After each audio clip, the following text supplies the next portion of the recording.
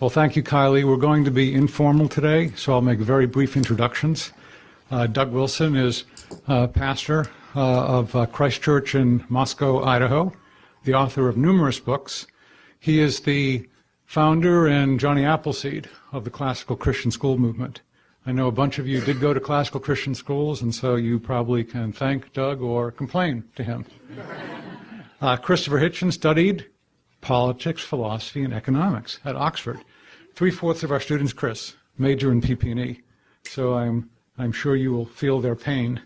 After college, he joined the Trotskyist wing of the International Socialist Movement, but in 2003, he incurred the anger of the left by supporting the war in Iraq. Doug, let's start off with the affirmative. In 2 minutes, tell us why Christianity is good for the world. There are two levels where that question can be addressed. One would be the level that I would, as a Christian minister, address it. It's good for the world because it's the truth of the gospel for the world. Now, there are many who would answer it on another level, sort of a more pragmatic approach, where they would say religion generally is good for the world as a form of social control, and it gives people comfort and consolation, and it keeps them from doing terrible bad things to one another. The problem with that, as Christopher will hasten to inform you, is that it often is the occasion for wars and conflicts between differing religions. So I want to defend not religion as a generic good for the world as a social control, but rather that the Christian faith, because Jesus is the Christ of God, is good for the world. The Christian gospel is nothing if not the message that Jesus Christ is the last Adam. The word Adam means mankind in Hebrew. So when we're told, when the Apostle Paul tells us that Jesus is the last Adam, he's saying Jesus is the ultimate mankind, the final mankind. We have the option of growing up into our maturity as human beings in Christ, and there's no other option, there's no other way. Now, if that claim is true, objectively true, then it has to be good for the world by definition. It's the salvation of the world. Behold the Lamb of God who takes away the sins of the world. How would that not be good? Of course, if the claim is false, if Jesus was delusional or a charlatan, then of course Christianity is no more good for the world than any other widely circulated lie. Okay, Chris, why is Christianity bad for the world? First, because it's based on a fantastic illusion. Let's say that the consensus is that our species, we being the higher primates, Homo sapiens, has been on the planet for at least 100,000 years, maybe more. Francis Collins says maybe 100,000. Richard Dawkins thinks maybe 250,000. I'll take 100,000. In order to be a Christian, you have to believe that for 98,000 years, our species suffered and died, most of its children dying in childbirth, most other people having a life expectancy of about 25, dying of their teeth, famine, struggle, bitterness, war, suffering, misery, all of that. For 98,000 years, heaven watches it with complete indifference. And then 2,000 years ago thinks, that's enough of that. It's time to intervene. The best way to do this would be by condemning someone to a human sacrifice somewhere in the less literate parts of the Middle East. Let's appeal to the Chinese, for example, where people can read and study evidence and have a civilization. Let's go to the desert and have another revelation there. This is nonsense. It can't be believed by a thinking person. Why am I glad this is the case? To get to the point of the wrongness in the other sense of Christianity. Because I think the teachings of Christianity are immoral. The central one is the most immoral of all. That is the one of vicarious redemption. You can throw your sins onto somebody else. Vulgarly known as scapegoating, in fact, or originating as scapegoating in the same area, the same desert. I can pay your debt if I love you. I can serve your term in prison if I love you very much. I can volunteer to do that. I can't take your sins away because I can't abolish your responsibility, and I shouldn't offer to do so. Your responsibility has to stay with you. There's no vicarious redemption. There very probably, in fact, is no redemption at all. It's just a part of wish thinking, and I don't think wish thinking is good for people either. It even manages to pollute the central question, the word I just employed, the most important word of all, the word love, by making love compulsory, by saying you must love. You must love your neighbor as yourself, something you can't actually do, but you'll always fall short, so you can always be found guilty. by saying you must love someone who you also must fear. That's to say, a supreme being, an eternal father, someone of whom you must be afraid, but you must love him too. If you fail in this duty, you're again a wretched sinner. This is not mentally or morally or intellectually healthy. And that brings me to the final objection. I'll condense it, Dr. Olasky, which is that this is a totalitarian system.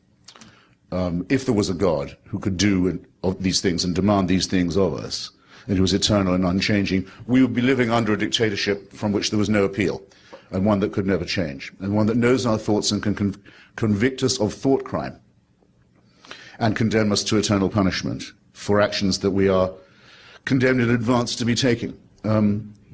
All this in the round, and I could say more, it's an excellent thing that there's absolutely no reason to believe any of it to be true. Okay, Doug, are you a thinking person, or are you left speechless by Chris's assault? I give up. Christopher. Would you mind calling me Christopher? I'm sorry, it's only because it's my name. All right. Thank you. Here's, I think, is the central difficulty of Christopher's critique of the Christian faith. You notice that he's not critiquing the Christian faith by appealing to a standard that overarches all human beings and that is obligatory for all of us. When he says things like substitutionary atonement is immoral, well, by what standard? Who says? What do you mean immoral? What worldview considers it to be immoral, and why is that worldview in charge of the Christian worldview? All ultimate truth claims are, to use postmodern jargon, totalizing. You can't talk about everything without talking about everything. And what Christopher has to do in order to critique the Christian faith is he has to borrow ethical standards from the Christian faith and run a reductio, where he says, you, according to the standards that you adopt as Christians, here, let me climb into that. Let me climb into the Christian car and see if I can drive it into a tree. That's what he's doing. But he doesn't have any car to drive of his own. Right? Why? Substitutionary atonement is immoral. How come? Who says? Very well. Chris, yes. Are you a car thief? Now here we are. I haven't known Douglas Wilson for very long, but he does strike me as a very sweet and decent and generous and humane person, and thus he obviously doesn't know how insulting, how rude he's just been. Not just to me, I think not just to your humble servant, the carjacker, but to you, you also, ladies and gentlemen. I think it's a fantastically rude thing to say that if it wasn't for Christianity, I and you wouldn't know right from wrong. It's an extraordinary thing to say. The awareness of the difference between right and wrong is innate in human beings, and it can be found and noticed, being observed and enforced and upheld in societies where Christianity has never yet penetrated. To say that no one, let me give an example from the Old Testament. The story, as you know, the wandering in the Sinai and the wandering in the desert, and so is all made up. It's a Jewish foundational myth. But the Ten Commandments, 4 or 5 of which do actually contain moral injunctions. Some of them are nonsensical, some of them are theocratic, some of them are self-contradictory. But the ones that say, on the whole, avoid murder, theft, and perjury are, I would consider, sound, and I dare say everyone in this room would without necessarily having to be told. Are we to assume that my mother's ancestors, the ancient Jewish people, got all the way to Mount Sinai under the impression that murder, theft, and perjury were all okay, and only when told from on high, stop with that, suddenly thought maybe they are such bad ideas after all? Of course not. There couldn't have been a Jewish society or enough Jewish solidarity to get them that far, if they all thought these things are fine until God says that they are. This is not how morality is formed at all. To the contrary, as far as I can tell, religion gets its morality from humans. It's a feedback loop. And then it tells them to think of things that aren't sins as if they were. For example, coveting your neighbor's goods, a perfectly healthy thing to do. The ambition of jealousy and emulation, that's the necessary spur to innovation and to progress, is then described quite ludicrously as a sin, and you're made to feel guilty about it when you shouldn't. That's the irrational superimposition on ordinary human solidarity and morality that is attempted by all religion, not just Christianity. There's 2 things. One, notice that the core of what Christopher acknowledged, that the ancient Jews had a quite healthy and robust respect for certain decencies that are pervasive in all societies, particularly religious societies, means that it must be the case that religion does not poison everything, contrary to the thesis of your recent book. Now, you want to go on... To the contrary. I say they had those things without being told by God. Right, but then having had them, and when religion came along, religion needs to have poisoned it if religion poisons everything. But the point is that if they already had them because they're human, not because they're religious, and religion screws everything up, then why didn't it screw up do not murder, do not lie, do not perjure? Why didn't it mess that up? Now, here's the thing that is, I want to point something out. I'm quite willing to be direct with Christopher if I think it calls for it, but I don't want to be unintentionally rude to him. Oscar Wilde defined a gentleman as someone who never insults someone else accidentally.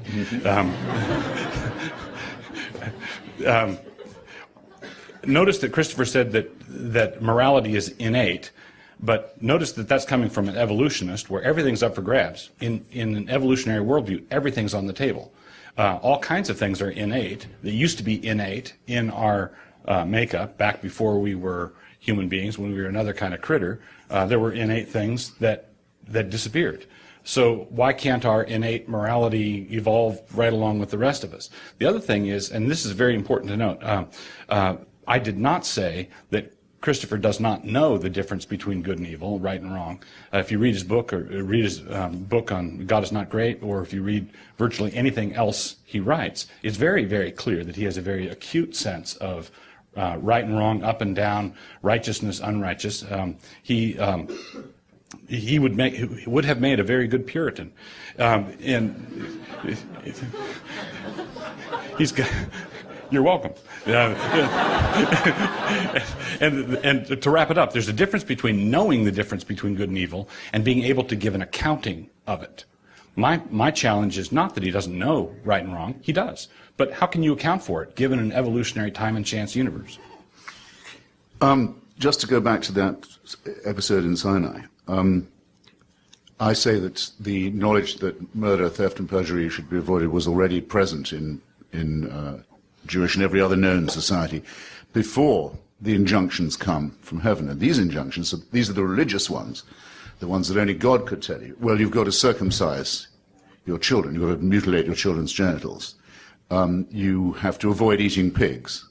You have to be prepared. In fact, you are enjoined to slay the Amalekites down to the last child and to only keep a few young women alive for purposes better imagined than described, and do the same to the Midianites. And in other words, genocide is made a holy obligation. That's the added bit. That's what religion adds to morality. It negates it, in other words. The golden rule, so-called, the one that most children don't have to be taught. In other words, don't treat other people as you wouldn't want to be treated yourself, or more positively, treat others as you would wish them to treat you. It certainly appears in the Analects of Confucius, a very long time ago, which is, most people would not say Confucianism was really a religion. It also appears, is very beautifully expressed by Rabbi Hillel, a Babylonian rabbi. Christianity adds absolutely nothing, in other words, to our awareness of the difference between good and evil, but does shift a lot of good things into the evil side and a lot of evil things into the good side, and ends up in a universe of howling moral confusion. Let me seize this opportunity to agree with Christopher on something. And that is, if you take C.S. Lewis's book, The Abolition of Man, in the appendix or in the back of the book, he has a compilation of ethical injunctions from around the world, different religions, different periods of history, which he calls the Tao.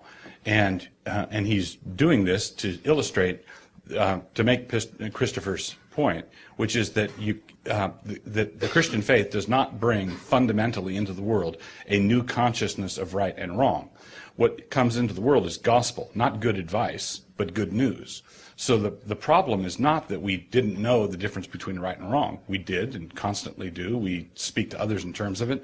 The problem is that we don't live up to the standards that we affirm, whatever religion it is, if it's the Noble Eightfold Path of Buddhism or whatever way you have.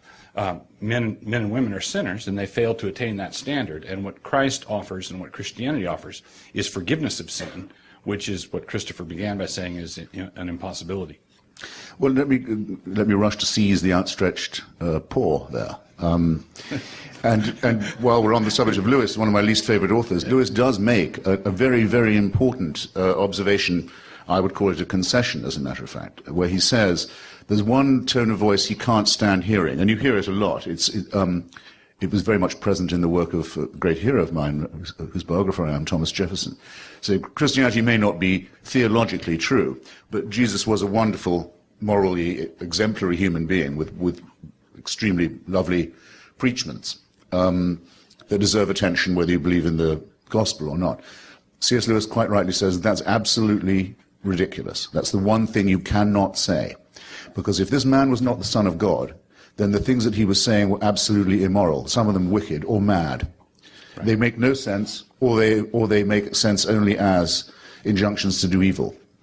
As, for example, take no thought for the morrow.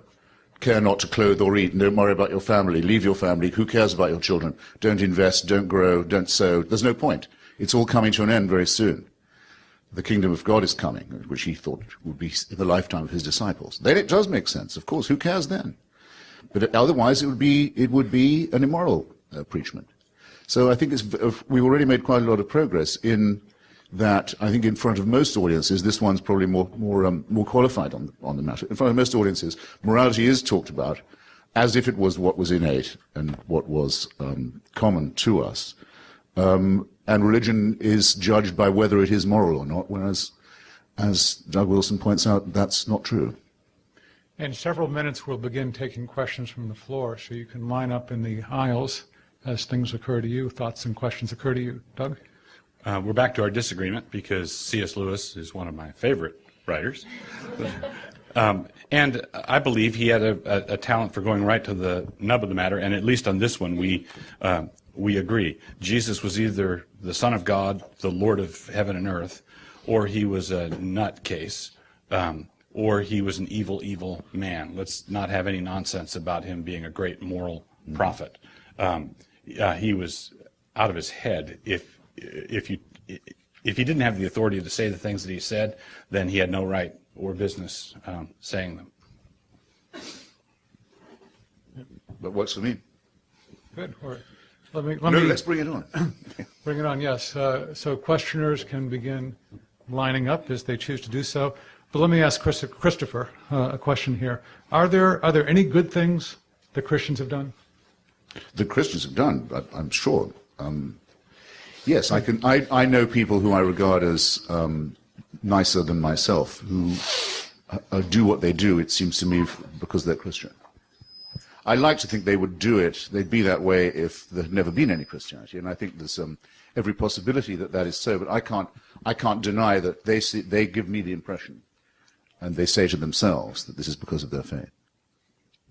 Doug, are there bad things that Christians have done that Christianity in some way is responsible for?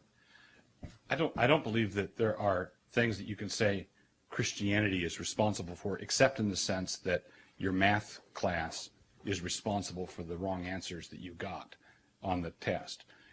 You wouldn't be getting those wrong answers if you hadn't enrolled in the class. So in that case, the math class is responsible for your failing the math class.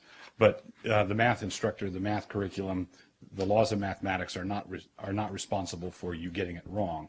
Those are errors or deviances from the norm. But on a practical level, as a pastor, I've been a pastor for over 30 years, and I can tell you that there are all sorts of unique, interesting religious pathologies that show up in people in a religious context that don't show up elsewhere. In a secular world, you're going to get secular pathologies. In a religious world, you're going to get religious pathologies, and that's what pastors and people who are charged with the care of souls have to deal with all the time. So yes, there's a unique kind of Christian screwed upness that can occur, but that has to do with us not obeying what the Bible says to do, not following God the way we ought to follow him. But I have to say, I think there's a slight element of casuistry there, in that you say that if an immoral thing was done by a Christian, that would mean, because the person was a Christian, that would mean, because it was immoral, it couldn't have been a Christian action, by definition. So that's a little too convenient, isn't it? But it's very what about for example, the injunction to spread the news of Christianity, to proselytize? has in the hands of, perhaps not your church, but shall I say the Roman Catholic Church, led to appalling crimes being committed to which the church itself has had to apologize for. Yes, there are many things for which the church... They can't say they didn't do this for Jesus or in the name of God. Correct, but they can say that because they bear his name in their baptism and by profession, and they did wicked acts in his name, they have an obligation to repent, to turn away from it. So the issue is, if this question is simply, can an atheist do good things and can a Christian do bad things? The answer is certainly, of course. That's absolutely the case. What I'm saying is that the Christian who does evil things and wants to tenaciously cling to it can't justify his rebellion and sin in terms of Scripture. He can't justify what he's doing from the foundational assumptions of his faith, and vice versa. I don't believe the atheist can give an accounting of morality. Well, you see, now this is a difficulty that I'll have to bring up now. You, I think, are not a member of the Roman Catholic Church, but if you were one, you would believe that His Holiness the Pope is the vicar of Christ on earth, and is chosen by God for that job. So an order given by the Pope does rather commit a Catholic to say that I'm doing this for Christianity. So when they say that all Jews are collectively responsible for the murder of Christ, as they did till 1964, that's in the name of God, as far as anyone can tell. Now, if, as I suspect, you don't believe that, what I want to know is, how do you know that you're a better Christian than the Pope? Because the Pope, by the way, thinks you're going straight to hell, because there's only one true faith. And you're not part of it. So this is all part. One of the worst things about Christianity, it seems to me, is how much its adherents love each other. And that's not the least of the wickedness it's imposed on the world, is religious warfare between Christians about interpretations of essentially uninterpretable because nonsensical and irrational and contradictory scriptures. He just climbed into the Christian car again and drove it into a tree. Right? No, I don't think so. I found it in the ditch.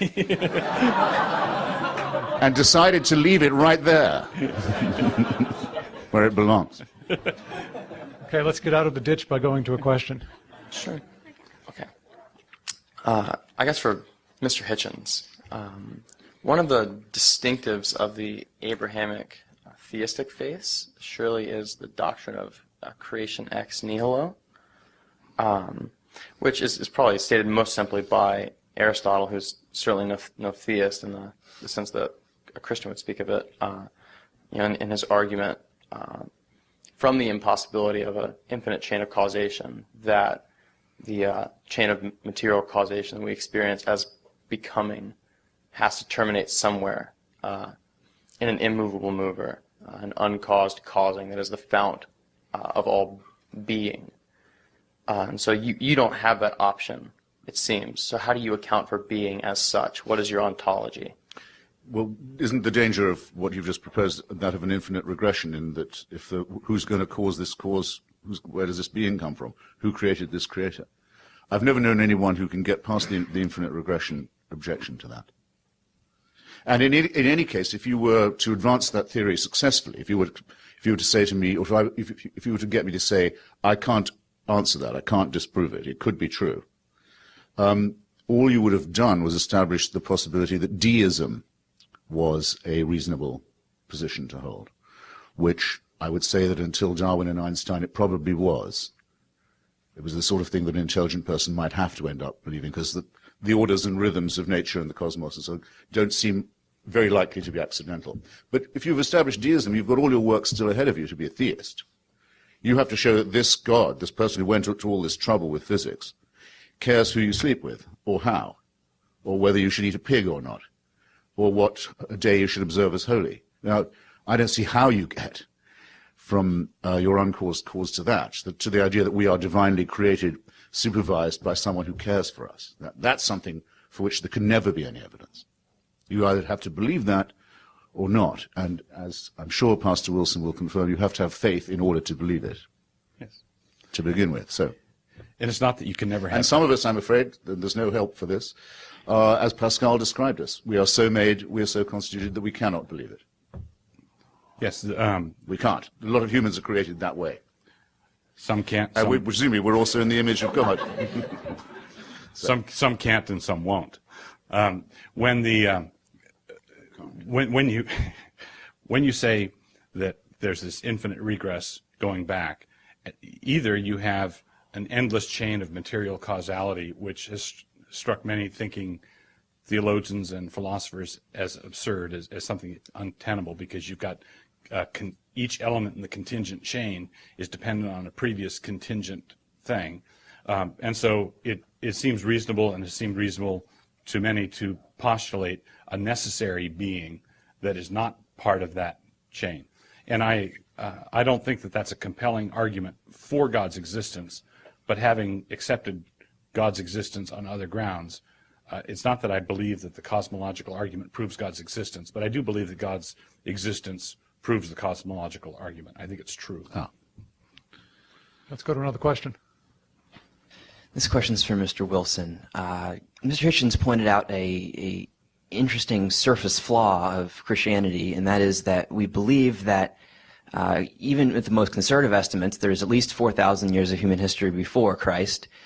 And if you believe that, note I say at least, but if you believe that Christ is the Redeemer, then all those people by necessity went to hell. How can you assert that a religion who says that many people went to hell for seemingly no reason, even though they might have been good or bad, is good for the world? Here's the structure of the argument first. If you assume, or quietly assume, that mankind is basically good, basically innocent, basically minding our own business, not doing anything wrong, and we don't know about Jesus because God withheld that information from us, and then God comes in many thousands of years later and says, ha ha, you didn't know about Jesus, I'm going to throw you into hell for your ignorance, which I placed upon you, then yes, the objection is a very strong one. But that's not the way it works. The human race is in rebellion against God. The human race has fallen into sin. So if I develop a cure for cancer, and I go and offer it to a bunch of people in a cancer ward, and half of them take it and half of them don't, and those who take it are cured, those who died don't die of not taking medicine. They died of cancer. Right? The cancer is the thing that killed them, not knowing about the medicine, not taking medicine. The thing that kills them is the cancer. The thing that kills people, the thing that caused the death and suffering before the advent of Christ, was the existence of sin, rebellion, self-centeredness, me-firstism. That's what causes the problem. Christ is the solution. Christ is not the problem. Christ is the Savior. Christ is not the disease. Sin is the disease. Self-absorption is the disease. Can I have a comment? I mean, your question has also occurred with considerable force to early Christian thinkers who don't try and explain it away, as Pastor Wilson has just done, or just rather failed to do, but who said, no, there has to be an answer to that. But also, what about the people who live now in Borneo, say, and who have never met a Christian, never heard of the Bible, don't know the Jesus story? What about them? Are they condemned by their ignorance? There is indeed a term invented by, I think, Ignatius Loyola called invincible ignorance to cover this. It's a form of innocence. It means it's not your fault, you couldn't have heard the good news. In the Apostles' Creed, it is said of Jesus that after suffering under Pontius Pilate, was crucified, dead, and buried, he descended into hell. You'll remember that. Well, I've heard it argued by some Christians that he went to hell in order to retrospectively recruit all those who'd been boiling there awaiting his arrival. It seems to me this is a fantastically cruel way of explaining things, but at least it does square the circle, which otherwise cannot be squared, believe you me. Just a quick item, the Greek for that word in the Apostles' Creed is Hades, not hell. So when people think hell, they usually think of final judgment, lake of fire. Hades is the Greek word for the Hebrew Sheol, the place of the dead, not necessarily torment. So that's just a quick. Sure, but I mean, I'm only saying that these people, it's a place of confinement, I think we might add. We can certainly stipulate that. No, indeed. I mean, there is no hell. It's worth a detail worth pointing out. There is no hell in the Old Testament. There is no hell in the Old Testament. There's no mention of it. Once God is finished with you, once all the Amalekite children have been killed, that's the end of them. There's no punishment of the dead. It's only with gentle Jesus, meek and mild. He says, if you don't listen to my meek and mild message, you can depart into everlasting fire. You've always got that option, if you don't like my meek and mild stuff. So yes, I think it's not a matter of pedantry at all. the difference between hell, Hades, infinite eternal punishment, and not is very important. And one of Christianity's specifically horrible contributions to human mythology and delusion is the idea, the terrifying idea, that you could be tortured forever. Horrible by what standard? Horrible by, well, good question. Yeah, I know. No, but horrible, well, shall I say, let me ask anyone here who doesn't think it's a horrible idea to put up their hand. So it doesn't seem to require much explanation, does it, as a horrible idea? Well, What do you feel you need a standard to keep your hand down at the moment? Or did I just say something that was, so to speak, morally self-evident? there's a difference between an emotional reaction to something. Every person. Oh, I think they're using their heads. No, there's a difference between an emotional reaction, which all of us have. Everybody with natural affection thinks it's a terrible idea to think of people perishing eternally. That's not the issue. The issue is, how do you give an accounting of what is good and what is bad? When you say, if the universe is, on your accounting, time and chance acting on matter, if all the universe is matter in motion, what do you mean, horrible? What do you mean by horrible idea? Who cares? Why do we care? Very good point. Very good question. I ask myself a lot why that is. I think it's because I am one of the higher primates. But that's not a rallying. That's not a rallying cry. It appears to be. No, it's not much of a rallying cry, but it has the merit of being true. It appears to be the part of the equipment, intellectual and moral equivalent of our primate species, that it does have a need to help its fellow creatures, as well as to torture, kill, rape, enslave, and exploit them. It does have a feeling, quite a strong one, that there's a human need to help, and that you might need help yourself someday. So be nice to your neighbor. So why not? Now, not everyone has this. I mean, there are quite a lot of people, also presumably made in the image of God. I think a superfluous assumption to be making, but also made in the image of God, according to you, who are born sociopathic. They don't care about other people. They just can't be made to. They just won't and don't. They're a problem for the rest of us. And then there are people who are born psychopathic, who positively need to see others suffer and have a bad time. If our species has within it the seeds of a gregarious lend a helping hand, and we have a herd instinct and we want to help out, we have that instinct, and we also have the instinct to go to war and fight and do all these terrible things that we do. I've got instinct A and instinct B. What is it that tells you which one is right? Same as you, I would say. God? No. No, you knew all that before you'd ever read the Bible. Well, I knew all that. You knew all that before anyone ever introduced you to Christianity. Yeah, don't tell me you didn't, or I'll have to be seriously alarmed about what you were like as a little boy. Well, that would be good to do. It'd be a serious alarm. No, come on. It's here's the issue. Of course, I can feel a certain way before I can give an accounting of it. But what I'm asking for is, given your premises, given your assumptions, given what you say the universe is, given all that, how do you give an accounting of which way you go? Now, I know that I've read enough of your stuff and seen enough to know that you and I would agree on any number of things. If we're going around New York and we see someone in trouble, we would have the same instinct. We'd want to help. We'd want to step in and do that. I know that that's true of you. What I can't get from you is a reason for that choice, given your assumptions. Well, I just don't think that the idea that there's a creator who supervises you and watches over you and intervenes in your life is a good or sufficient explanation of any of this. That's all. I know that I know what it's a burdensome assumption that makes it that, well, in that case, where are all the psychopaths and sociopaths coming from? They're all made in the image of God as well. Sure, I know what assumption. Why would God want to do that? Make someone innately wicked and a menace to their neighbors from the moment they were born, because of the way they are. I know what you don't think works. What I'm trying to get is what you think does work. What does account for this instinct A, instinct B?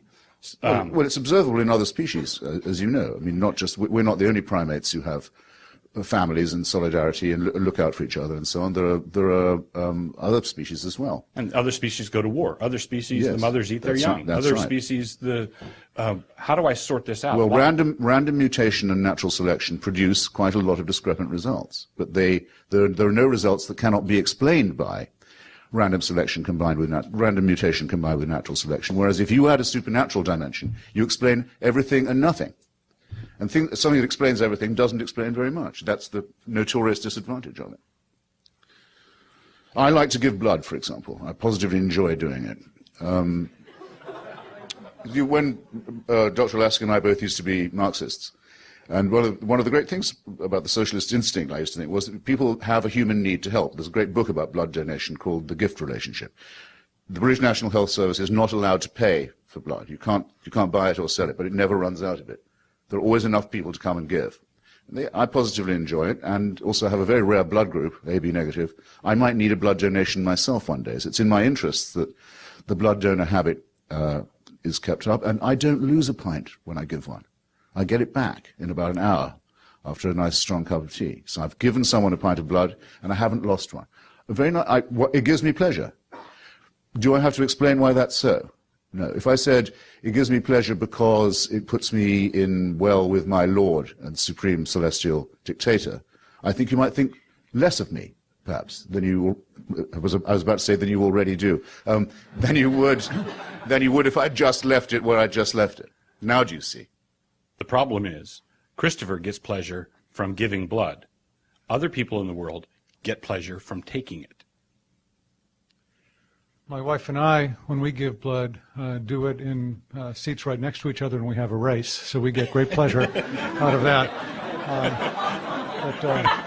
So let's and move. I take and place bets on that, and I get great pleasure out of that too.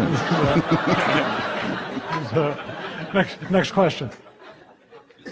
Is for Mr. Hitchens, but I'd love Mr. Wilson to respond as well. You stated earlier that Christianity perverted the notion of love by making it compulsory. My question, I guess, is, as a Christian, my Trinitarianism instinct is to understand the Father's love for the Son and the Son's love for the Holy Spirit, et cetera, as the model for the world, and as something that, as love is an act of transcendence. Obviously, in your account, that wouldn't, that's not there, that's absent. So what is the place of love in your account? Is it simply a biochemical reaction? Is it something we just do? Is it one of those random genetic mutations that we talked about? How do we account for love? What is it? Is it important? And is it something that really defines us as humans, or is it something that's accidental? No, it's central to the self-definition of the human. People who can't feel that emotion, I think we are entitled to describe as in some way less than human. There are three ways in which I think Christianity gets this wrong. One is by making an injunction that's much too strenuous. You're not just to be good to your neighbor and treat them as you would wish them to treat you. You must love them as yourself. In other words, you must be self-abnegating. I think that's unhealthy. You are not, in fact, ever going to succeed in doing that. You might find one person who you love as much as yourself, or even more, in your life, and you're very lucky if you do. It's a wonderful feeling. But it can't be enforced on you. You can't be told that's what you must do. That spoils the whole point of it. And it has another disadvantage, which is because it's too strenuous, and it can't be lived up to. In fact, you're always guilty. You've always fallen short. So organized masochism, another unpleasant feature, it seems to me, of Christianity, contempt for one's own self-respect and integrity, is enjoyed. Then there's the compulsory love. You must love someone, the Supreme Father, who you must also fear. You're also told you ought to fear. Actually, that is many people's relationship with their fathers. But that means that the divine doesn't improve on what the human mammalian family has already discovered for itself. And then the third, perhaps the most immoral of all, is the injunction to love your enemies. That I will not do. I know who my enemies are. At the moment, most of them, the most deadly ones, are Islamist theocrats with a homicidal and genocidal agenda. I'm not going to love them. You go love them if you want. Don't love them on my behalf. I'll get on with killing them, destroying them, erasing them, and you can love them. But the idea that you ought to love them is not a moral idea at all. It's a wicked idea, and I hope it doesn't take hold, especially on any of you seemingly serious, decent young people. What a disgusting order to love those people. Here's the destroy them. Couple of responses here. One is on the compulsory nature of love commanded, God commanding us to love. I saw a great T-shirt once that said, "Gravity It's not just a good idea. It's the law. Right? Well, gravity is just the way things are, and this was implied in the question. God the Father loves the Son, and the Son loves the Father, and the Spirit and the Son, the Father and the Son love one another eternally. It's simply the way God is. So when we are told, commanded to love God, the first commandment is to love God with all our heart, soul, mind, and strength, and the second is to love our neighbor as ourselves. What God is doing is requiring us to conform ourselves to the nature of ultimate reality. He's inviting us to cease rebelling against that reality, which is what self-centeredness does. Now, of course, Christopher's quite right that we can't do this apart from God's grace, apart from his enabling, and if we try on our own, it's simply going to be perpetual condemnation because we're never going to be good enough. That's why we need to be forgiven. On the second point, having to do with loving our enemies, I want to say that loving your enemies is not inconsistent with fighting them, and it is not inconsistent with doing what is necessary to love your own family, love your own people, and protect and defend them. I will say that that peace is going to come to the Middle East, I believe, sooner as the result of Christian missionaries going there, preaching the gospel, loving people who are their enemies. God destroys his enemies two ways. You said destroy them. These people are out to do vile things. You said to destroy them. I can echo that, and I can say amen. But God destroys enemies two ways. God destroys enemies by taking them out, the traditional way, and God also destroys enemies by transforming them into friends. That destroys an enemy too.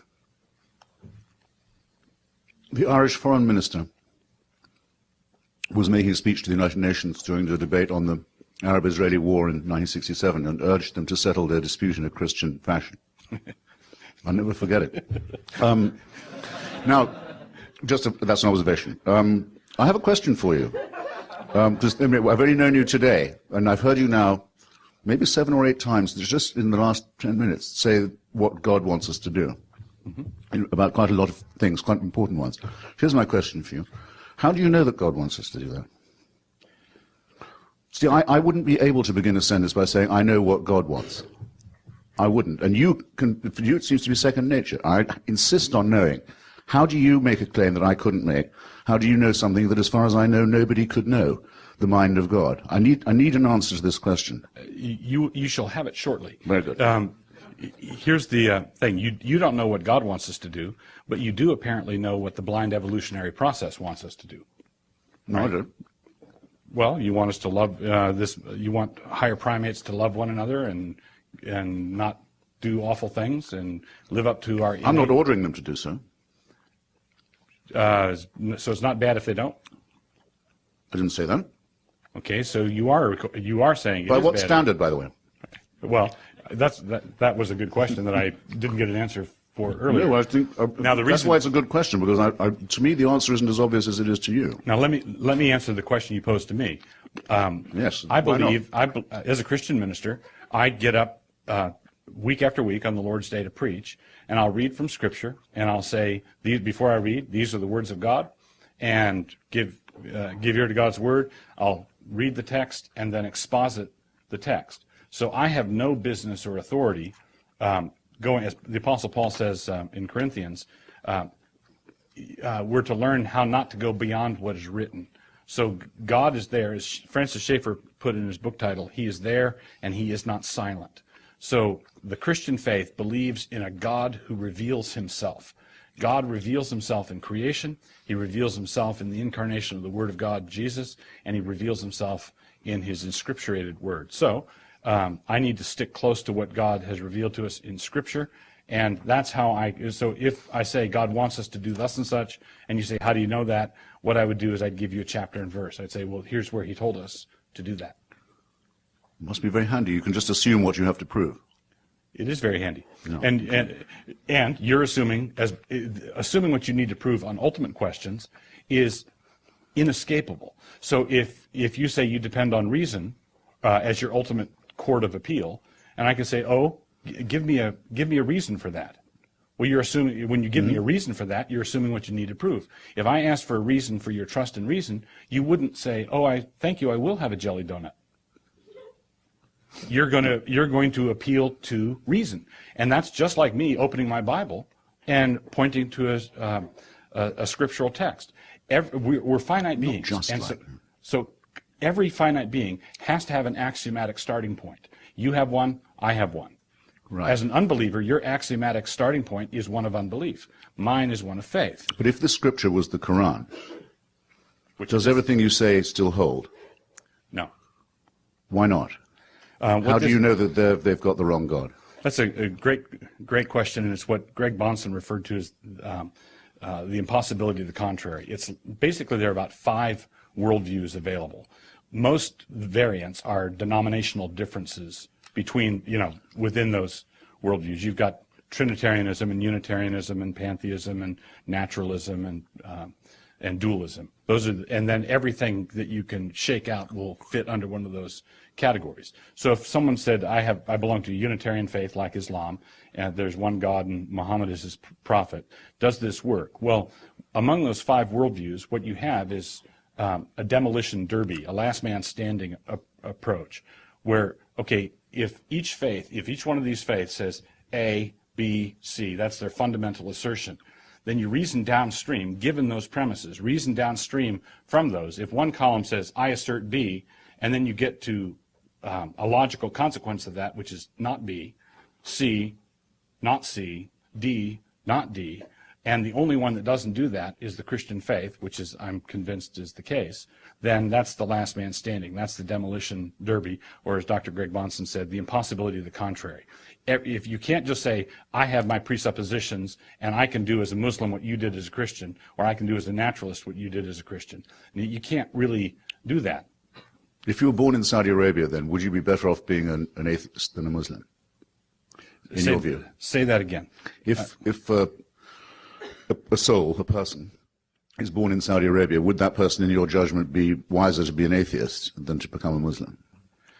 That's a hard question to answer, but I would honestly say that it would be better for that person to be an atheist in that setting, not because atheism is the truth, but because that means that he's at least on a pilgrimage.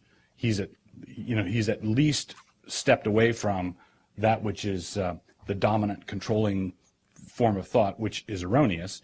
And if once he's moving, he might keep moving until he finds Christ. Next question. Yes, this question is for Mr. Hitchens, but also, I guess, for Mr. Wilson as well. I'm a big fan of your columns on Slate, and I definitely read them every hour as soon as they come out, as my roommates and some of my professors can attest. Thank you. We've kind of touched on this, I guess, in the periphery of this argument, but and I know I'm simplifying things, but one of the reasons that you often argue that Saddam Hussein needed to be taken out, for lack of a better word, is the crimes he perpetrated against, the Kurds and also his own people. Another cause you're very passionate about is, and I'm going to mispronounce her name, Miss Hassan Ali. Is that yes. Right? I guess what I'm asking is, those crimes that were perpetrated by Saddam Hussein and towards Miss Ali, couldn't it be argued that Saddam had, through evolutionary means, gotten to a position of power where he was stronger, and it is up to him to survive? I guess what I'm saying is, you often refer to moral arguments for the Iraq War.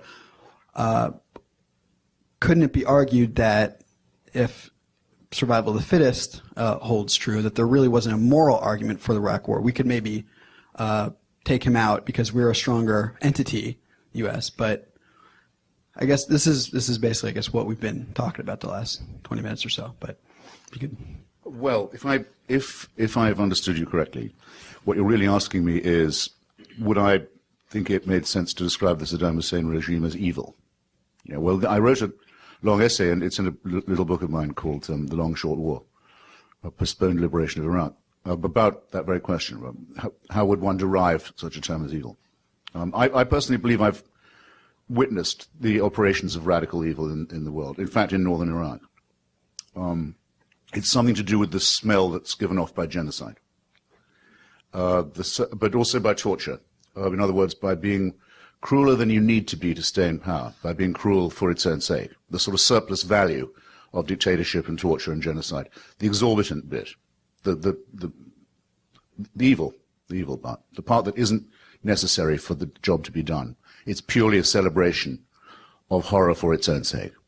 That's the nearest, that surplus value element to it is the nearest I've been able to get. And I can promise you that if you were a person of ordinary morality, as we all are, you would know it too when you saw it. By what standard? I'm about to be asked. You would know that too. You'd know what standard you were using when you had that reaction. Believe me. Did we only take out Saddam Hussein because we could? No. Because there is no regime we couldn't take out if we wanted to.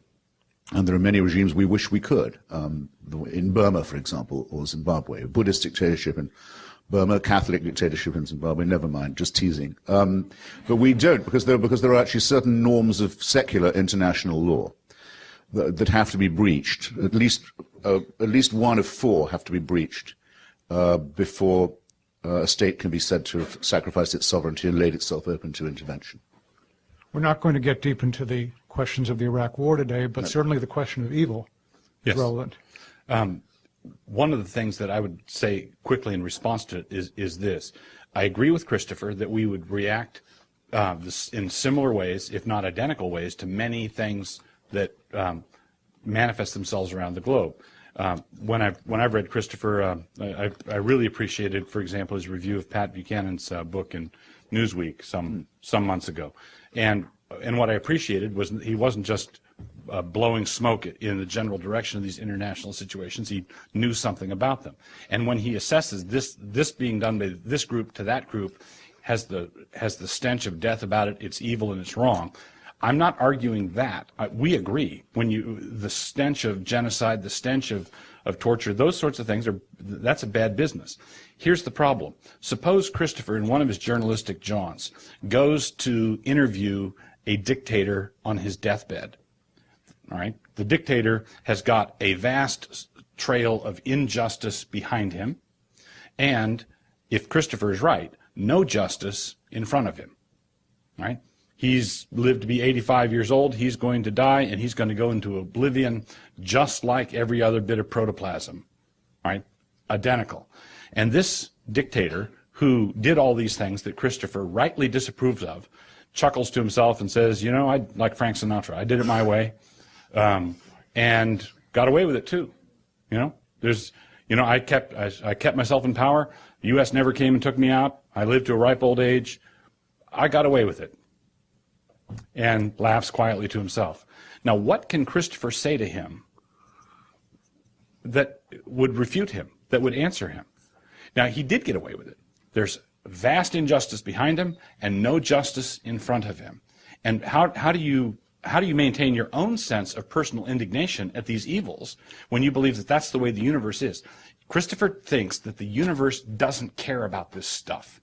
Genocide is just like so much foam on the sea. That's all it is. John Lennon said, imagine, above Auschwitz, only sky. Imagine there's no heaven above us, no hell below. Above Buchenwald, only sky. Above every horror that Christopher has ever written about, only sky. Yes, that's sad but true. The universe doesn't care, doesn't know, as a matter of fact, this is going on. The heavens don't notice it. The universe doesn't care. They're not even indifferent. And if the universe doesn't care, why do you? They're not even indifferent. They're unaware. I can't make them be aware. But why? I might, like you, wish that they were aware, and that God would punish or prevent these things, but He doesn't. And I can't make myself believe something because it might be nice to believe it. Big difference between us. By the Jose Antonio Primo de Rivera, founder of the Spanish Falange fascist party, very active chap in his life, was asked on by the priests who, of course, always surround dictators on their deathbeds, holding up crosses and offering them absolution, and saying everything you've ever done will be forgiven if you will just now say that you accept Jesus as your personal savior. How about that for an immoral action, by the way? Jose Antonio Primo de Rivera was asked to forgive all his enemies, and he said, as he was slipping away, he said, I have no enemies. I killed them all. So That's why I'm in favor of getting rid of Saddam Hussein when he's in his prime. That's the short answer to your question. So do you wish that Christianity were true? No, I don't. I don't think that the problems and miseries and strugglings and sufferings of humanity can be resolved by referring them to a supernatural, totalitarian, unanswerable, unchallengeable authority. I don't think there's a totalitarian solution to our many, many woes and sufferings. I just don't. And I'm glad that there's no reason to think that there is such a solution available.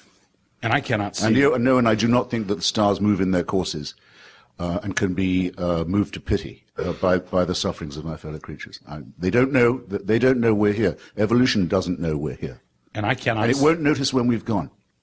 And I cannot see why, if ultimate reality does not and cannot know or care, why any subset of reality should know or care. Well, one of the tortures that's inflicted on us by existence is that we are, most of us, condemned to care. We do feel the sufferings of others. That's just a as chemical. well as our own. That's a chemical reaction. That's terrible. all it is a chemical reaction. It still hurts. Hurts you. It hurts. But then, why should we care about? But then insult is added to injury. You're told that these sufferings are sent by God, that they can be ennobling to us. Now you they're sent as a test. I know that you denounce things, you praise things, and I agree with you in many of the instances where you do. I'm just pointing out you don't have a foundation under that very nice house of yours.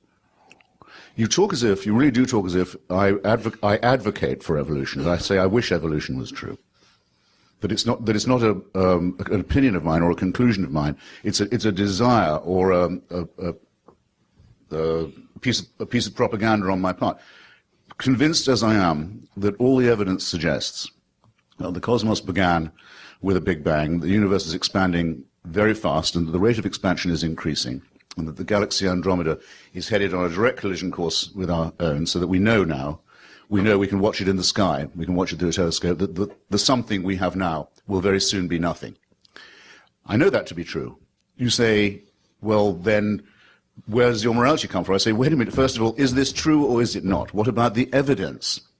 Now, just about the origin of our own tiny species, never mind the cosmos, all the evidence is, absolutely all of it, says that we are here because of the operations of random mutation and natural selection. There is no other satisfactory explanation for our presence here. You say, well, that just means we're animals.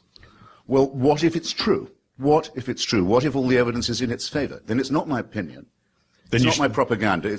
I can't make myself believe something that's in direct contradiction to all the known facts. Then you should embrace the consequences of what you affirm. Well, do I not seem to do so? No, because you can't account for morality. Given what you just described, you can't account for it, and yes, you persist in hanging on to it. The need of our species for solidarity and for survival is a perfectly good explanation. No, killing other races off is another way to survive. Sure, well, that's often enjoined as you know, is enjoined in the Bible. Right. The destruction of other races is necessary for the children of Israel to get to the stolen property and so that they've been awarded in Sinai. So what problem do you have with that? I object to being told that it's a moral preachment. That's all. Basically, I object to being told that it's God's will.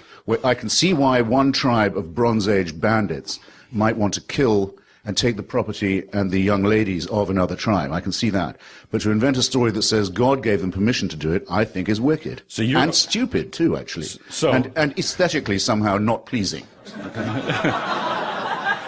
Let me add. Now, where do aesthetics come from if we're just primates? I don't know exactly, but we have enough surplus in our cortexes to allow for art and music and indeed love. Just as well, I often think. But I don't regard it as a divine gift.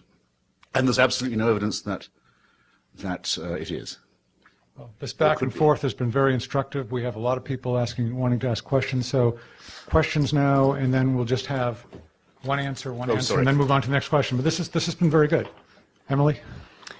My question is similar to what Mr. Wilson was just asking. It's for you, Mr. Hitchens.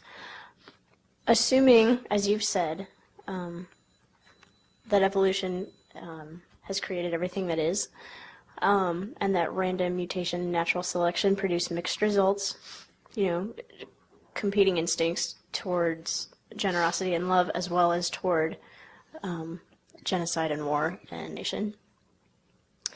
And if you, as you don't know where aesthetics come from, you don't appear to want to be pinned down on where objective morality comes from. No, objective morality is from human solidarity. The need for survival. We couldn't be having this conversation if we were not moral animals. We wouldn't have got this far. We wouldn't have evolved language. Okay. Or civilization. So, I know I've said this before. Okay, given the fact of competing human solidarities, definitions of morality, why should anyone listen when you say such and such an action is wrong? A nation should follow such and such a course. What is your justification for persuading people to believe certain things? Only slightly better than my saying they should listen to me because I'm doing God's will. Slightly but measurably superior to that. And less arrogant. Considerably less arrogant. I want to point out that and aesthetically more pleasing. I want to point out just very quickly and hit it and run away. And that is the evolutionary advantage is not conferred simply by human solidarity. Evolutionary advantage is also conferred by destroying your enemies. Absolutely. Okay? Now, you can't have just emphasize the one. So genetic propagation, preserving your little corner of the gene pool is a tribal thing. You can't just assume that enemies will only be Martians or aliens. So this means that evolution means conflict within the human species. Yes. Where does that come from, by the way? That's God's will as well. And evil is God's will too. We're sinners. Well, isn't that a little trite or tautologist? Very true. It would be, of course, it would have to be the case because we're all sinners. Yes. Because that's how we've been made by God. This isn't very much nutrition, I don't think. It's not very satisfying. It doesn't tell you very much. I mean, I know the devil was once in heaven as a co-ruler, and there was a falling out. But I've never thought that was a terrifically good explanation of the problem of evil either. Okay. My question is for Mr. Hitchens. First of all, I'd like to thank both of you for showing up and doing this for us. I don't think anyone else has thanked you for that yet, so let me be the first to do so. Please, it's my pleasure, but thank you. You're welcome. Very, very decent of you. My question is, if your view of morality is that it is innate within humans and is simply a natural process, a natural accumulation of events, then isn't your statement that like genocide is wrong in the Old Testament and evil and utterly despicable, and yet you just told us that you would like to kill those who wish to kill you, who wish to, radical Muslims, radical Christians, whatever. My question is, couldn't morality, like, if morality is evolving, would you agree with that? That morality is evolving, that it is, since humans are evolving and morality is found within humans, then by essence morality would be evolving. Would you agree with that statement? It's what Macaulay called the Whig interpretation of history, that there is an improvement over time in our compassion. That we include more and more people and award more and more rights. But yes, I find I can't say I don't believe that. Okay. My question then is, there are some terrible backslidings. I mean, fascism is much worse than anything that went before it, and many, many huge improvements occurred before that colossal reaction set in. So it's unwise to just accept the Whig interpretation that evolution is a fairly straight line. Well, yes, of course. I mean, evolution, obviously, you have some backsliding with it. That's pretty obvious from scientific Our theory. brains are, in fact, getting bigger, but very slowly. But I guess my question is then, would you support eugenics in order to continue the good health and prosperity of the human race? A thing that is generally looked down upon in today's society, but for the good of mankind, I mean, there's a reason Down syndrome babies with Down syndrome has declined precipitously, and that is because people don't want to have to take care of them. Mm-hmm. So would it be acceptable to say, well, look, for the good of mankind, in order to survive, why don't we kill off X amount of people? Well, fortunately, nature does most of that for us. I mean, most abortions take place spontaneously in the womb. Nature knows this one isn't going to work out. It's called miscarriage. It happens all the time. If we're adapted, as you know, our bodies are adapted to life on the African savannah. We're adapted to an environment that we've fled from. But if there'd been humans with 2 or 3 lolling-headed disabled babies on that savannah to take care of, they wouldn't have survived. Everyone would have been killed by the predators. So on the whole, nature takes care of this for us. I'm not in favor of exterminating the unfit. No, I hope I didn't say anything that would lead you to the contrary impression. And if you ask me, is that just because of some compassion that I couldn't explain the origin of, the answer is actually no. There would be a utility, or not entirely, there would be a utilitarian explanation as well. As when we encounter a terrifying new disease like AIDS, you learn a great deal from combating it. You improve your game in medicine and research. If you treat every human being, however disabled mentally or physically they are, as if they're worth the full value, you gain experiences that are well worth having for the betterment of the species in general.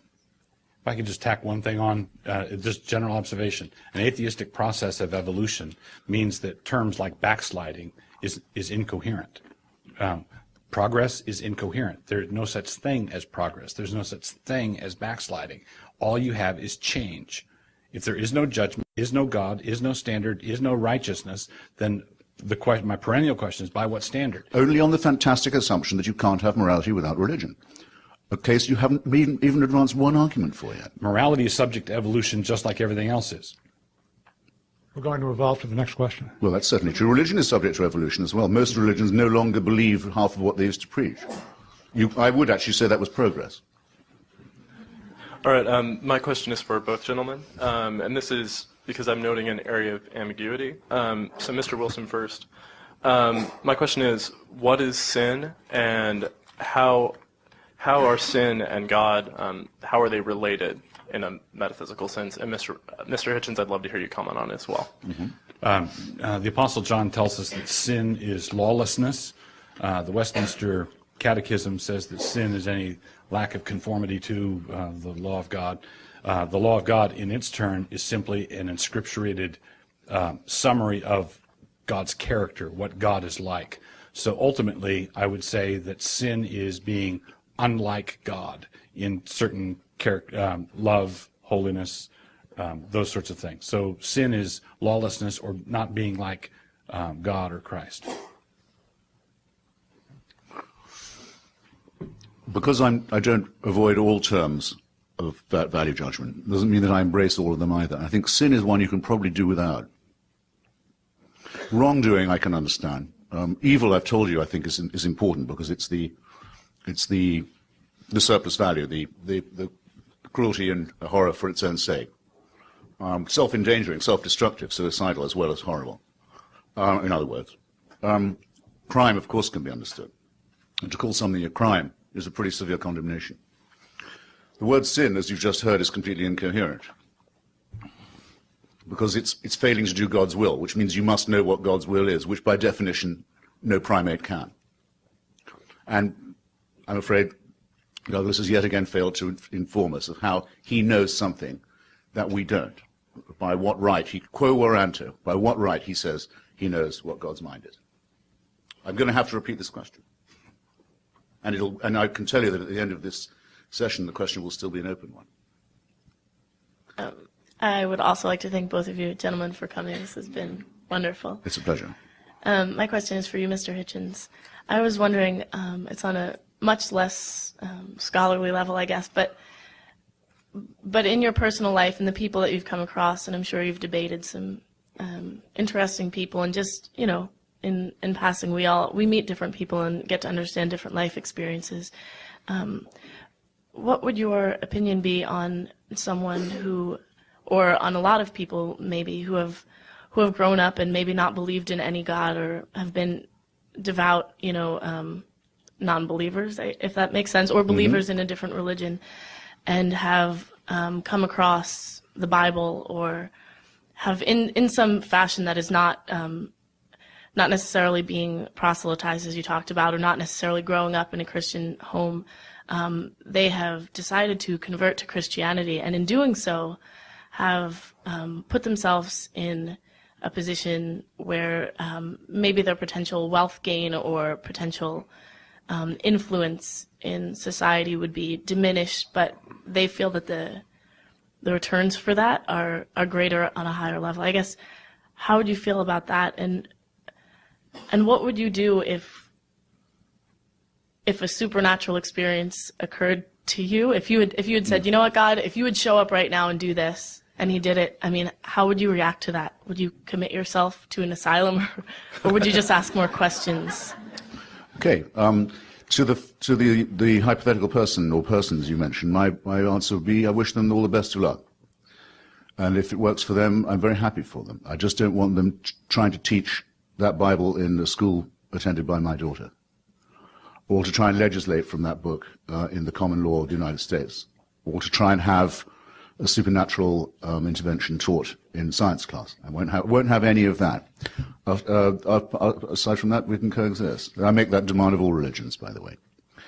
And incidentally, you'd have to grant it to all religions if you thought that someone's life could be improved by reading a holy book and that they'd then be less materialistic and nicer person and so on. Well then, you know, it's said, and I believe it may well be true, that Louis Farrakhan's racist crackpot cult organization gets young black men off drugs in jail. Maybe it does, by handing them the Wahhabi Qur'an. Well, what have you proved there? Nothing. Absolutely nothing at all. But as long as they don't try and hurt me with it, I'm fine. Now, as to the likelihood that I'd have a revelation, I keep being told that that's what I'm secretly looking for. That I couldn't be like this if I wasn't some kind of a seeker. It's very irritating, that. It's like being told, you may not believe in Jesus, but he believes in you. Fantastically annoying thing to have said. I can assure you that he doesn't. David Hume, I suppose you've all read David Hume on miracles. If you haven't, you must. It's the most elegant philosophizing on the question of miraculous apparition that has yet been. He says, if something appears to have happened that is not consistent with the laws of nature, the laws of nature have been suspended, there are two contingencies. Either that the laws of nature have been suspended in your favor, or that you're under a misapprehension. Which is the likeliest? It's always likeliest that you're under a misapprehension. And if you're hearing about this from someone who claims to have seen it, and you weren't there getting it secondhand, the odds that it's a misapprehension is being spread are exponentially increased. So if I heard voices telling me to do something, and that this was on behalf of a deity, I would check myself in, of course. And I hope that you would if you saw someone in the street raving and saying, well, let's not say raving, that would be to prejudice it. But if someone came up to you and said, you know, I'm on a mission from God today, and I've got various things I've got to do, and I hope you'll help me do them, because God's will has to be done through me. Why is it that you edge away from people like that rather than towards them, if they're on the same bus as you? What saving instinct makes you say, I think I'm going to move to another seat now, rather than say, ooh, I wish you'd share? Why is that? You know very well why it is. People who say they're doing God's work are to be distrusted. I'd like to tack on a quick agreement. I agree with Christopher that I don't believe that creationism has any place in public schools. I don't believe that prayer has any place in public schools. I don't believe that the teaching of one religion over another has any place in public schools. But of course, that's because I don't believe that kids ought to be in public schools. I don't believe that I don't think lockers ought to be. I don't think textbooks ought to be. This question is to Mr. Hitchens. Again and again throughout this debate, you've said that morality is innate to mankind, and Pastor Wilson, I feel you've argued on his terms on that particular point. How would you respond to the argument that this innate morality is actually evidence of God? Because throughout no society have we really seen a lack of morality destroy the society. Every single person throughout really our history has had this morality. How would you respond to that? That this is an obvious evidence that God created this morality within us. It's not Christianity that has taught us these ethics. It's that when God created you, yourself, he built in this moral code. So that's how you would be. Well, to that hypothesis, I would say that it was unfalsifiable. And as you should know, if a proposition can be described as unfalsifiable, it falls as, by definition, weak or unsustainable. I couldn't possibly disprove that, in other words. There would be no way of proving that that wasn't so, which means it's a hopeless proposition. It would also leave, but suppose it to be true, then you'd have to ask, well, which other authority is instilling us with the temptation, in some cases the need, to rape, steal, perjure, kill, and so forth? Is that coming from the same great imprinter or another one? Is there, in fact, spiritual warfare between demons and angels going on all around us that we can't quite see? That's also an unfalsifiable proposition. It could be true. There's just no evidence for it. And I must say, old-fashioned, call me if you will, that when there's no evidence for a proposition, my inclination is to doubt it. There, I've said it. No, that's good. Next. This is a question for Mr. Wilson. Allow me to read a passage from the text. This is on page 17 in your introduction. You say, "The issue of thanksgiving is really central to the whole debate about the existence of God. On the one hand, if there is no God, there is no need to thank anyone.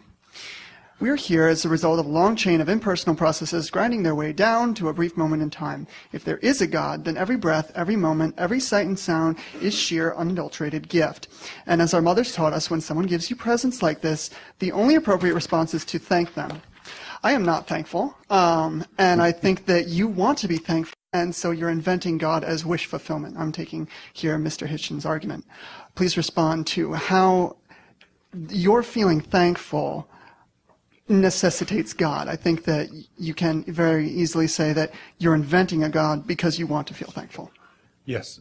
The counter argument to this would be that it's simply a particular manifestation of wish fulfillment, so that you would like there to be someone to thank, and so you do.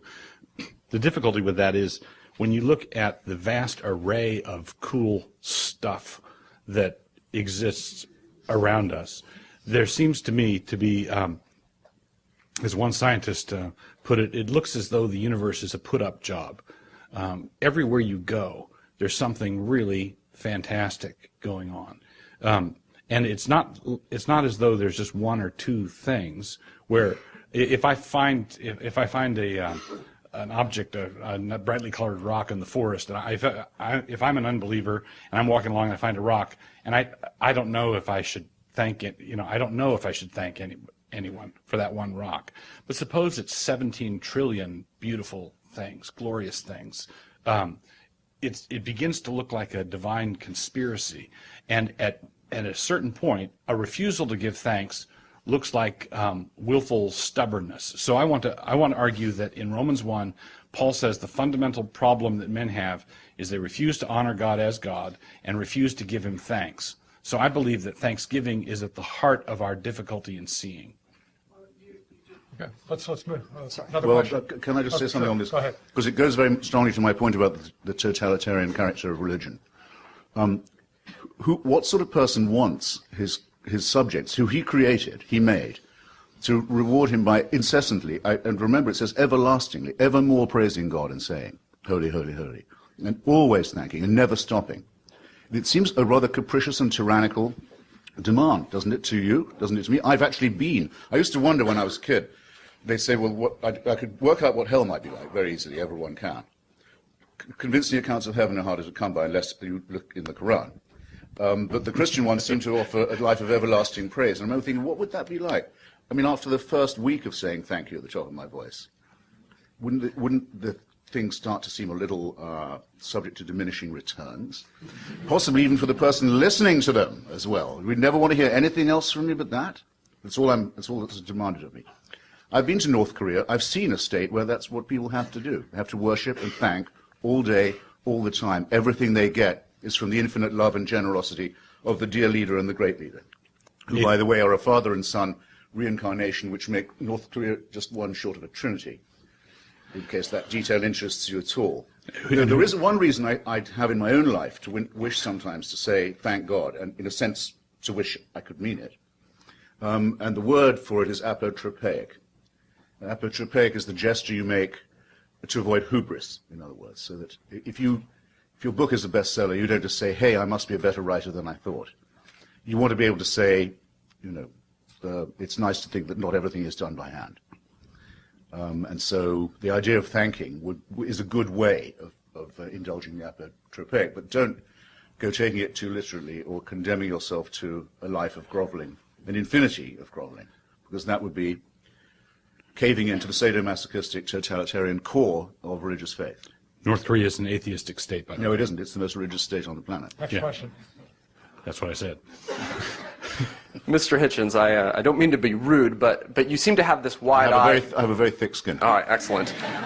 You seem to have this wide-eyed, mystical view of human meta-solidarity as moral absolute, and I dare say the whirling dervishes would be proud.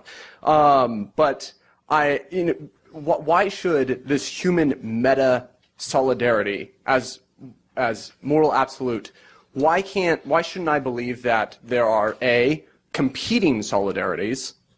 Why can't I believe that? And B, why can't I believe that what you're doing is basically just a power play upon all of us? And that really morality is simply your preference that you are commanding of all of us? I have to say, it's not rude at all as phrased, but it was rude of you not to be paying attention earlier. And you didn't do yourself any favors either. I didn't say, look at how superbly moral we primates are. I said the morality we do have is innate in us and is a necessary condition for our survival as a species. I didn't say how wonderful it was. Nor do I say how wonderful it is that we're also programmed to rape, steal, cheat, and lie. And I don't blame any celestial deity for that either, because it's because we are animals, not sinners, animals, but poorly evolved primate species that these things are innate in us. It doesn't need to look for a supernatural explanation. How could I prove this wasn't all a power play on my part? I couldn't. What was your other question? There was a closing one. Well, the other question was on competing solidarities. Yeah, You've talked about by all means this there are, big yeah. solidarity that Sure. we have with each other. Why don't we just have competing solidarities? Well, we do. I mean, there's brotherhood amongst solidarity amongst thieves. Surely. And among fascists, very much so. And in particular among communists. I mean, it's actually what they call it, brotherhood. I don't see how that represents any kind of challenge to anything I've said. And that our species is divided into subgroups and tribes. I don't think we are subdivided by race. I think we're all the same race, but there are different ethnicities and tribalisms, and certainly a very large number of solidarities. The attempt made by the Bible to define these is the most laughable one. It's a challenge to your position. It's a the challenge. sons of Ham and the sons of Noah and all the rest of it, and the belief held by many Christians for a very long time, and by some of the Mormon persuasion to this very day, that black people are a special creation, not quite human, and condemned to be that color from before they were born. None of this, as you'll see, means that religion can shed any light on this stuff at all. It's a challenge. All of these things can be discussed as if there was no supernatural dimension. And as problems, they remain exactly the way they would be if there was no supernatural dimension. It's a challenge to your position, because if our values and our decisions and our code arises from our solidarity, if there are competing solidarities, you don't know what to do. Last quick question. Professor Hitchens. It doesn't undermine my position at all if there's no instruction to what to do there. When human interests and human rights, interpretations of right collide, that doesn't condemn my position at all. It's what you would expect of an evolved primate species. It's Hegel's definition of tragedy as a conflict between two rights. These things will occur. You can't resolve them by referring them upward to a celestial totalitarianism. You will get no help from that quarter. Professor Hitchens, Sir. if I could step into your car for a moment, would not extinction be a great mercy for the human race? As it would be an end to these meaningless chemical reactions that are as likely to cause pain as pleasure, that apparently aren't leading toward any great conclusion or justice or redemption.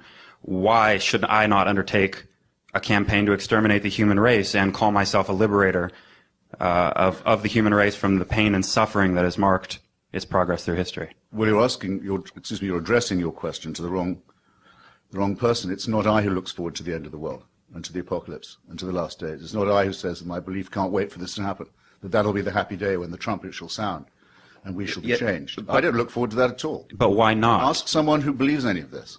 But I'm asking why not, since your world is without hope and Because with the short life I have been given by evolution and natural selection, I'm not going to be pushed around by theocrats. in the short time I do have. So are you thankful to evolution and natural selection for the short time you've been given? Yeah. I have been, here I am. There's no getting around it. I don't attribute my presence here, as some so arrogantly do, to a divine plan. I don't think I'm the object of a divine plan. Do I look to you as if I'm the object of a divine plan? Absolutely. Thought not. Whereas, but the explanation that I'm here because of the laws of operation of the laws of biology is perfectly satisfying to me, and it doesn't leave anything unexplained. It doesn't mean everything is explained, however. That would be reductionist. But I don't look forward. No, I don't look forward to the destruction of the world. I don't look forward to the end of the world at all. It's those who believe in divine creation and divine dispensation who look forward to that. And you should be asking them, and perhaps yourself, why that is. I do think religion does conceal a death wish, not very carefully either. At the very least, the end of the world, on Christopher's terms, would mean the cessation of all pain. And there is something that you could look forward to in that. Yeah, but when Buddhists and others say, if only I would join their, I'd cease to suffer from pain and struggle and anxiety. And so I say, I don't believe you could give that to me. I don't. But if you could, I wouldn't think it was worth the having. I like conflict. I like anxiety. I like struggle. I like combat. I like all these things. They make life worth living for me. I don't want there to be a permanent peace and tranquility and banality. I don't want it at all. Okay? But that's what you're going to get. By the way, what does the Buddhist say to the hot dog vendor? What? Make me one with everything. What does the Buddhist say to the Christian? No, wait. I'm going to get in my karma and run over your dogma. Wait. The other shoe has to fall. So the hot dog vendor gives him a slathered dog with everything, and the Buddhist hands over $20, starts to munch, waits for a bit, catch up on his saffron robes. Nothing happens. And he says to the hot dog vendor, "What about my change?" And the vendor says, "Change comes only from within." On that enlightening note, we must cease this struggle. Please join me in thanking both of our debaters.